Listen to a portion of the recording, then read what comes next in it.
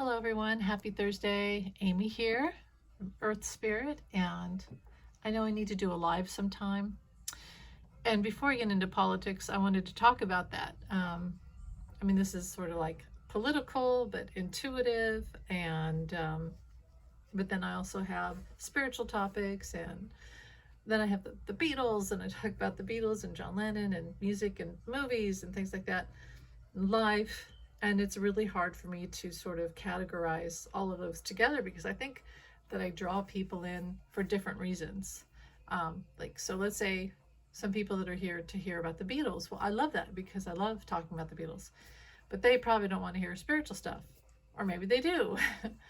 And the spiritual people probably don't want to hear about the Beatles or John Lennon, or maybe they do. But I really think that it's categorizing things and separating them probably would help. So I'm thinking of creating a separate channel for like music, Beatles stuff, and then probably keeping this here spiritual. I don't know. Maybe what I'll do is if I do Beatle videos or Beatle lives, I will also put them on another channel. That way it's separate. But I do know this. I do think, unless you tell me in the comments, I do think that most people who are probably here to hear about the Beatles don't want to hear about the spiritual stuff. But I could be wrong. But as for now, I'm going to keep going with politics today because that's what I'm being drawn to talk about. And, this is a big trial. It's a big trial. But what's happened is this is what I want to talk about. And this is what I talked about the other day, and I was really riled up. I was extremely upset when Speaker of the House, Mike Johnson, showed up, and this posse, as I call them, showed up for 45 to help him violate his gag order. That's really the biggest thing, was to be his to break the gag order, because if I can't talk, I'm going to have all these people talk for me. And they did it. It's amazing how people will ruin their reputation and career for 45, and someone like 45. This happens in society. We've all seen it in a small scale, maybe school, college, work, family, relationships, what have you. This is like our country.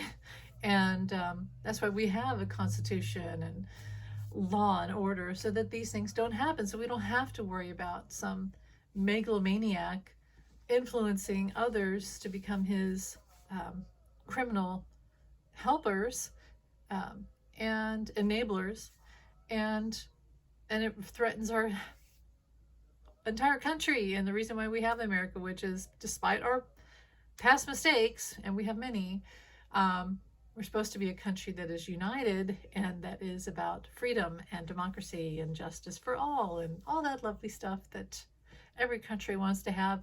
We have it. We're the ones that everybody looks up to, even though we make mistakes. But they look at us and they're like, we want that. And then we have our very own people trying to destroy it. So yeah, I was disgusted when Mike Johnson and others, it was Mike Johnson, it was Lara Trump, and it was Eric Trump, and it was Valmek Ramaswamy, and then the other guy that wanted to be his VP pick, Rick whoever, a whole group. It was like, and this is gross, please forgive me for this, I didn't write this, but someone wrote a comment about that picture of them from the other day, and it happened again today with other people, but from the other day, they're in their blue suits with their red ties or striped ties, trying to look like 45 and to be his mouthpiece, and standing all together there behind the little gate, the metal gate. Somebody said it looked like when you flush and everything gathers together before it goes down the toilet. And gross as that is, that's exactly what it looks and feels like, because they're just the crap of society, the worst excrement of society, of 45's excrement, and they're all lumped together. Yeah, and they're flushing themselves is what they're doing. It's disgusting, but that was the perfect analogy. I thought it was funny, and it was actually quite relevant. So, I felt that they were and are there today, because more people are there today, to influence the jurors, so the jurors are too scared to make a, because all they need really is what? Don't they just need one hung juror, one guy, one lady who says no, or not guilty, or what? Yeah, not guilty. And doesn't that make a hung jury? Because 45 is always trying to buy time, buy time. So I feel like that was the biggest thing, to scare and gaslight the jurors, but also to scare and gaslight the judge and anyone who would think, witnesses who would think about spilling the beans on stand. And Michael Cohen is very strong in his determination to tell the truth. Is it revenge? He said a million times on the Midas Touch and Mea Culpa that this isn't about revenge, it's about redeeming himself. And I don't care if it is about revenge. The guy went to prison for somebody who didn't go to prison too, and for ordering him to do his crimes. So I would be mad too. I would be very bitter and mad if I went to jail for someone and they totally betrayed me and dropped me. I'd be mad too.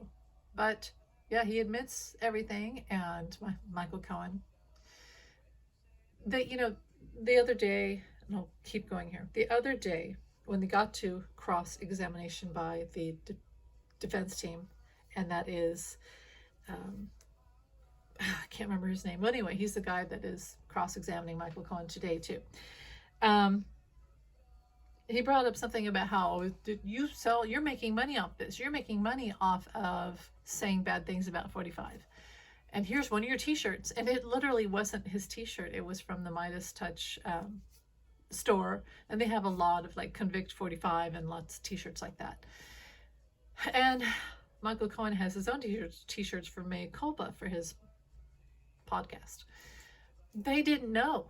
Like 45's lawyers, defense team did not know. They didn't do their research, and nobody in the media field corrected that. They just went with it. That's insane. That's insane. That, to me, was one of the biggest things that the jury should be able to know, that 45's defense team knows nothing and is doing a horrible job, has nothing to go off of. They're not even checking facts. They're just making up stuff, and they're not being held accountable, in my opinion. That was huge to me. That's a huge blunder, and the jury should not be able to take anything that the defense says seriously after that, because they don't have facts. They don't have exact evidence. So that really bothered me. It bothered me that the media didn't call it out straight away and say, oh, that was a huge mistake. That's not Michael Cohen's t-shirt. That's not his store for swag and all that. They didn't do their homework. He's not making money off of 45. Midas Touch is, but not Michael Cohen. So they're cross-examining him today, trying to put the guilt on of, you've always hated 45 and this is just revenge and all that stuff. And Michael Cohen is not faltering now, admits that the new crew, 45's gag order violators, they're all insurrectionists, showed up to, like, Lauren Boebert was there, Matt Getz was there. Notice MTG isn't there. Why? Because that's probably why Lauren Boebert showed up today, because MTG decried the whole thing with Mike Johnson the other day, which, hey, I actually agreed with MTG. My God, I agreed with her. So Boebert probably was like, well, just as a slap in the face to MTG, Boebert was like, I'm going to show up. Yeah, let's show up in a theater setting, with seats, theater seating, and the courtroom. Yeah, not such a, she doesn't have a great reputation with that. Sorry that I went there, but it's true. Like, when you see Lauren Boebert now, that's exactly what you think. You think of her in that theater with that camera at Beetlejuice. And it's gross, and I'm sorry I had to go there, but it's true.